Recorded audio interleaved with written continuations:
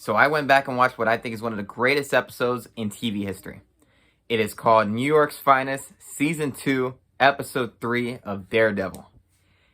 And it is the episode, if you recall, where Daredevil is tied up and the Punisher and him are having a morality fight. And it is so good. And it got me thinking, with Charlie Cox in the MCU, can they really use him the way he should be used with the tone given in that show? I don't think they can. First, like and subscribe. I'm watching Phil DeFranco talk about the Joe Rogan controversy. And all the woke communists are trying to take away Joe Rogan's freedom of speech. But the show is so dark and the show is so adult themed. And you watch Marvel kind of go there.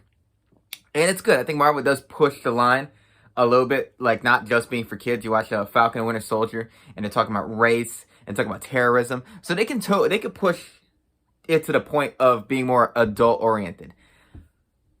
But shows like this are graphic in their violence. Punisher is threatening to shoot a guy who walked into a house and gunned down 2 people there, and the option he's giving Daredevil is to shoot him in the head, or he's gonna shoot this guy in the head. So either way, Daredevil's a killer. And it's the greatest episode of a morality fight ever, with Daredevil, don't kill people because hope, and give him a chance, and Punisher saying, if you give him a chance, this is what happens. And I'm thinking about how they could possibly do this with how lighthearted the MCU gets, and where would Daredevil fit? Would he be tag team with somebody? I mean, he was sitting across from Spider-Man. I just cannot picture Daredevil with Spider-Man. Not with his tone. I feel like he will feel out of place. Now, MCU has proven me wrong several times. They could prove me wrong again.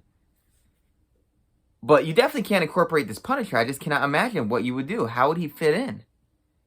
These shows, when I'm looking at these Batman trailers, the Batman, how dark and gritty and wonderful it looks. It looks like a David Fincher movie. And then you see that in the prequel comics, LexCorp is introduced.